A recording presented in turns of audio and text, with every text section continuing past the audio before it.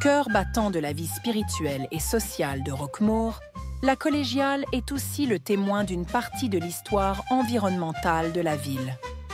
Ici, l'environnement, tel qu'entendu dans ces micro-documentaires, englobe tout ce qui compose le cadre de vie des Roquemauroises et des Roquemaurois, de la fin du Moyen Âge à l'époque moderne. Les animaux, omniprésents dans la ville, chiens, chats, mules, ânes, moutons et bœufs, apparaissent pourtant peu dans les archives. Ils font tellement partie du paysage qu'on ne les voit plus, exactement comme les poissons ne voient pas l'eau dans laquelle ils nagent. Pourtant, un événement exceptionnel va briser cette invisibilité. Une visite pastorale de l'évêque d'Avignon fait surgir le loup dans les écrits de la ville.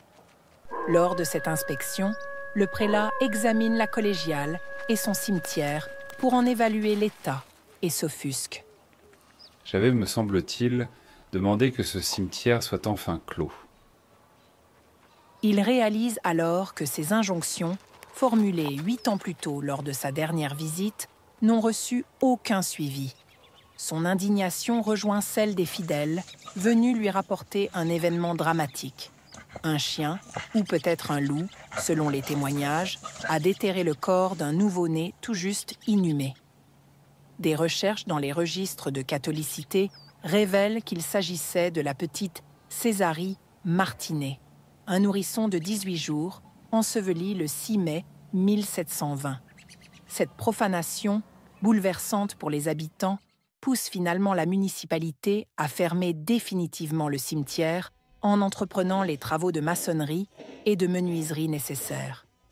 L'environnement marque également la collégiale à travers le vent, et plus particulièrement le Mistral.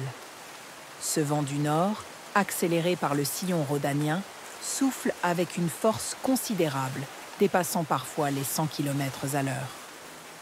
Présent un jour sur 3 tout au long de l'année, il amplifie les rigueurs de l'hiver par un phénomène de refroidissement éolien dont les effets se faisaient sentir jusque dans la collégiale elle-même.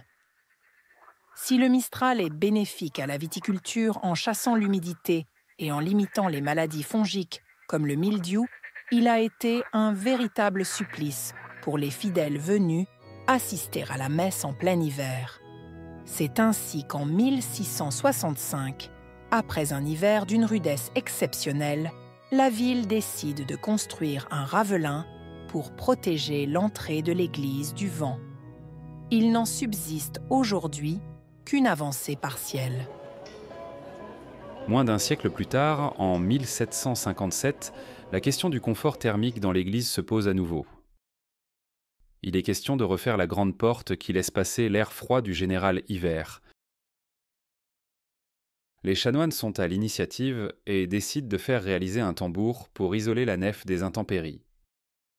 Un tambour est ce sas que l'on trouve à l'entrée de nombreuses églises. Un autre type de souffle résonnait à l'intérieur de l'église lors des cérémonies religieuses, celui de la musique. Les Roquemaurois avaient été privés du son de l'orgue depuis 1562, année où les protestants avaient saccagé la collégiale. Ce n'est qu'en 1664 que l'instrument fait son grand retour, remplissant à nouveau la nef de ses harmonies et rendant vie aux célébrations.